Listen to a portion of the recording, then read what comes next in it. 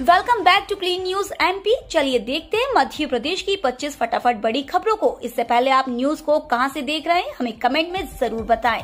साथ ही वीडियो को लाइक करना बिल्कुल ना भूलें। मध्य प्रदेश में बहुउद्देशीय होंगी राशन दुकानें। मध्य प्रदेश की 26,000 उचित मूल्य की राशन दुकानें अब बहुउद्देशीय होंगी। इन पर उपभोक्ताओं की आवश्यकता का सभी सामान मिलेगा। इसके लिए सहकारिता विभाग ने तैयारी प्रारंभ कर दी है। उधर दुकानों को व्यवस्थित रूप देने के लिए राज्य भंडार गृह निगम ने 100 करोड़ रुपए मंजूर किए हैं। इससे 3,500 से ज्यादा दुकानें पहले चरण में बनाई जाएंगी। इसके लिए निविदा बुलाने की तैयारी चल रही है। मध्य प्रदेश में पदोन्नति में आरक्षण मामले की सुनवाई सुप्रीम कोर्ट में मंगलवार को। सुप्रीम कोर्ट पदोन्नति में आरक्षण मामले की सुनवाई मंगलवार को करेगा। कोर्ट सबसे पहले मध्य प्रदेश का पक्ष सुन सकता है, क्योंकि सामान्य पिछड़ा एवं अल्पसंख्यक कल्याण संस्था ने मामले में जल्द सुनवाई का आवेदन लगाया है। इससे पहले 1 सितंबर को सुनवाई तय की गई थी, पर किन्हीं कारणों से नहीं हो सकी। 18 जिलों में निकाय चुनाव की अधिसूचना आज होगी जारी। मध्य प्रदेश के 18 जिलों में 46 नगरीय निकायों के चुनाव के लिए आज अधिसूचना जारी होगी। इसके साथ ही नामांकन पत्र जमा होने लगेंगे। मतदान 27 सितंबर को सुबह 7 से शाम 5 बजे तक होगा। अध्यक्ष और उपाध्यक्ष का निर्वाचन अप्रत्यक्ष प्रणाली यानी पार्षदों के बीच से होगा। कांग्रेस ने चुनाव के लिए प्रत्याशी चयन समिति का गठन कर दिया है। केंद्र और राज्य सरकार की योजनाओं पर जनता ने लगाई मुहर। भाजपा प्रदेश कार्यालय में रविवार को आयोजित प्रदेश कार्य समिति की विशेष बैठक में पार्टी ने पंचायत नगरीय निकाय चुनाव में महाविजय पर जनता का आभार व्यक्त करते हुए आभार और राजनीतिक प्रस्ताव पारित किया है। इसमें पार्टी ने बताया कि केंद्र और राज्य सरकार की योजनाओं में सरकार एवं संगठन ने मिलकर अच्छा काम किया है। प्रदेश में प्रधानमंत्री नरेंद्र मोदी और पार्टी के राष्ट्रीय अध्यक्ष JP नड्डा के नेतृत्व में विकास के कार्य किए जा रहे हैं। शिवराज सरकार की नई पहल, आंगनवाड़ी केंद्र में अब होंगे इस तरह के आयोजन। मुख्यमंत्री शिवराज सिंह चौहान ने कहा है कि चालू वित्त वर्ष के अगस्त तक 30 लाख से अधिक हितग्राहियों को पंजीकृत कर 1,294 करोड़ रुपए का वितरण एवं 2,26,306 हितग्राहियों को लाभान्वित कर मध्य प्रदेश देश में अव्वल है। मुख्यमंत्री शिवराज सिंह चौहान ने महिला एवं बाल विकास विभाग के अधिकारियों को बधाई दी है। उन्होंने कहा कि प्रधानमंत्री मातृ वंदना योजना के क्रियान्वयन में मध्य प्रदेश इस योजना में लगातार चौथे वर्ष राष्ट्रीय स्तर पर वर्ष 2021-22 में प्रथम स्थान पर रहा है, जो प्रसन्नता का विषय है। सरकार की नई तैयारी, MP किशोर न्याय नियम की अधिसूचना जारी। पोषण आहार के मानक तय। मध्य प्रदेश में महिला और बाल विकास विभाग ने बड़ी तैयारी की है। इसके तहत किशोरों के लिए पोषण आहार के मानक तय किए गए हैं, जिसमें बाल गृह में अब चिकन और अंडे परोसे जाएंगे। वहीं शाकाहारी बच्चों को गुड़, मूंगफली और 100 ग्राम पनीर दिया जाएगा। मध्य प्रदेश में 150 से अधिक बाल गृह, आश्रम और संप्रेषण गृह है, जिसमें किशोरों को प्रति सप्ताह इस तरह के पोषण आहार देने अनिवार्य होंगे। सीएम शिवराज ने अधिकारियों को दिए निर्देश, मिशन मोड में पूरा हो काम।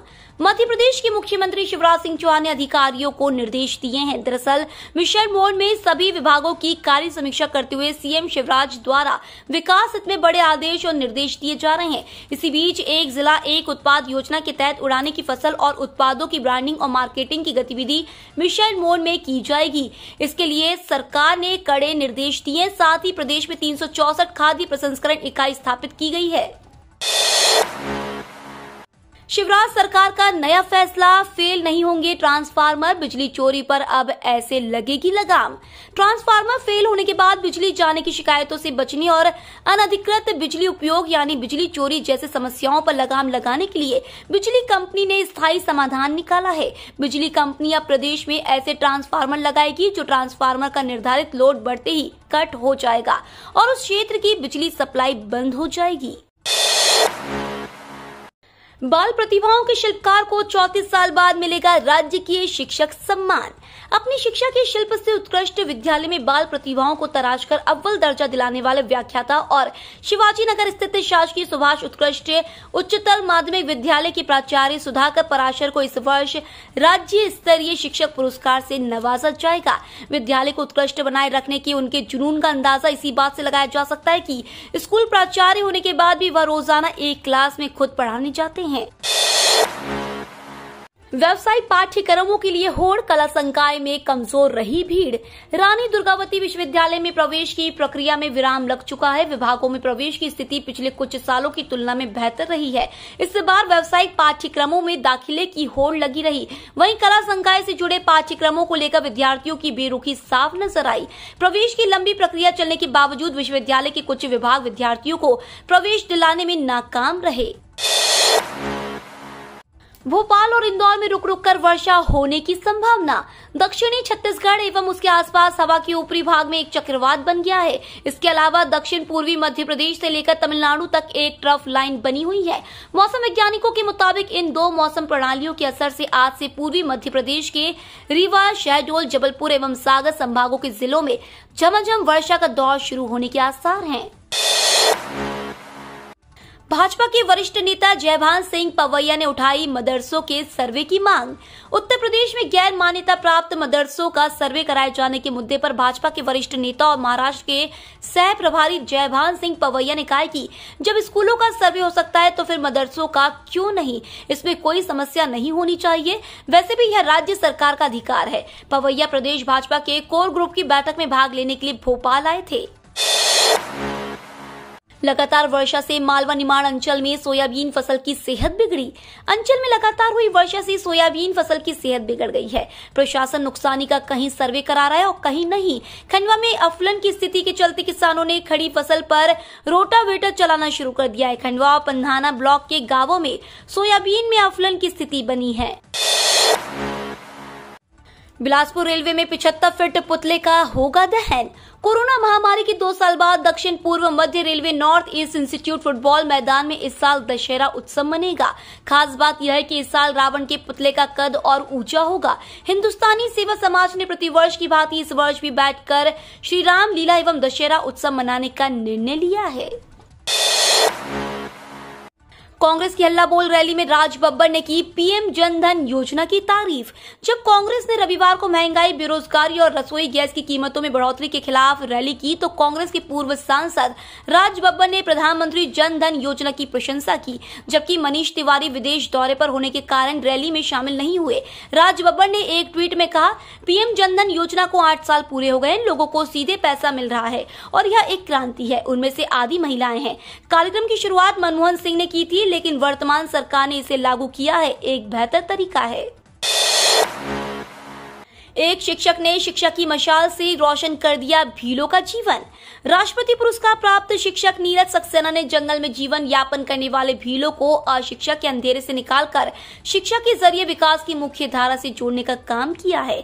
सरकार ने मध्य प्रदेश के रायसेन जिला मुख्यालय से 75 किलोमीटर दूर बाड़ी ब्लॉक के वन ग्राम सालेगढ़ में स्कूल भवन तो बनवा दिया था, लेकिन वहां बच्चे पढ़ने नहीं बल्कि मवेशी चराने और शौच करने जाते थे। करीब 5 किलोमीटर क्षेत्र में झोपड़ियों में निवासरत भील समुदाय के लोग कच्ची शराब बनाने, वन्य प्राणियों का शिकार इत्यादि करके जीवन व्यतीत करते थे।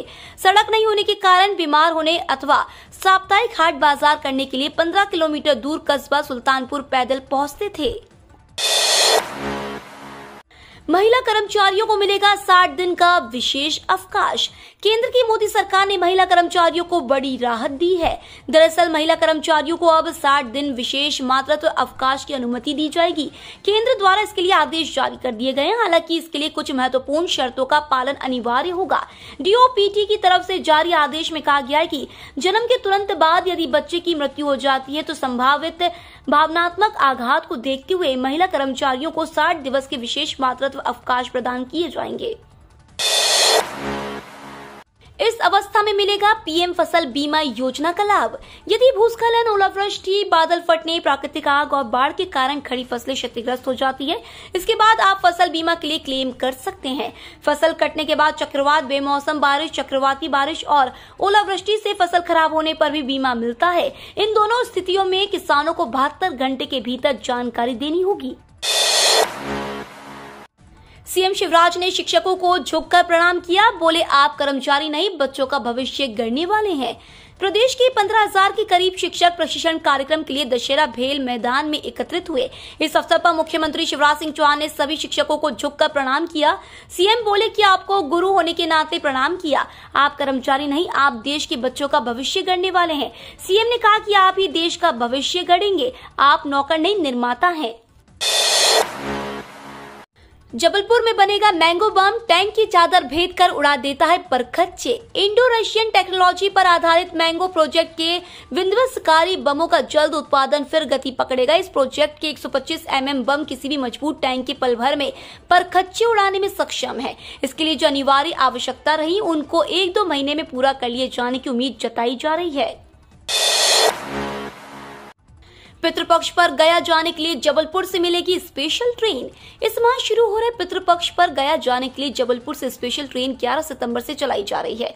रेलवे ने गया जाने वाले यात्रियों को बड़ी राहत देते हुए इस ट्रेन में स्लीपर के साथ एसी कोच भी लगाए हैं ताकि सफर में किसी तरह की दिक्कत न आए।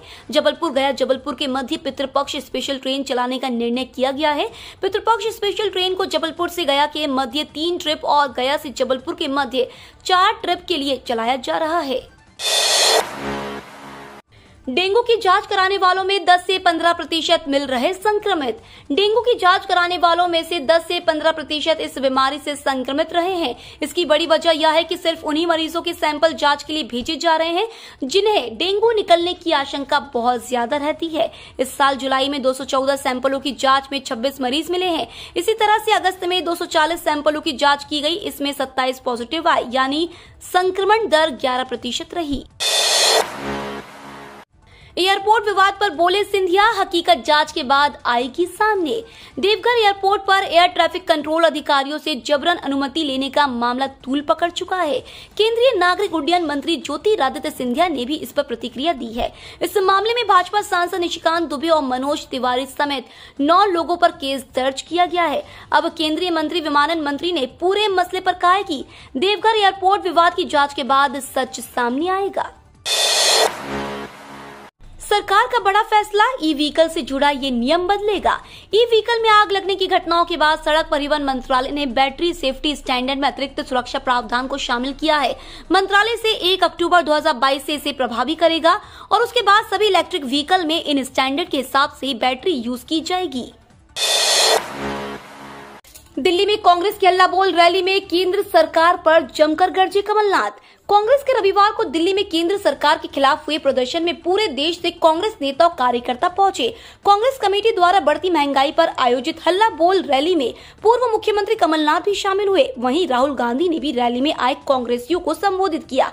इस मौके पर पूर्व मुख्यमंत्री कमलनाथ ने भी मंच से अपने संबोधन में कहा कि देश के कोने कोने से आए कांग्रेस परिवार के सदस्यों से मिलकर बड़ी खुशी होती है। आप इतनी बड़ी संख्या में आज यहाँ उपस्थित हुए, इससे हमें व कांग्रेस को बल व शक्ति मिलती है। ये तो थी आज की 25 फटाफट बड़ी खबरें। अगर आपको न्यूज पसंद आई हो तो चैनल को सब्सक्राइब करना ना भूले। धन्यवाद।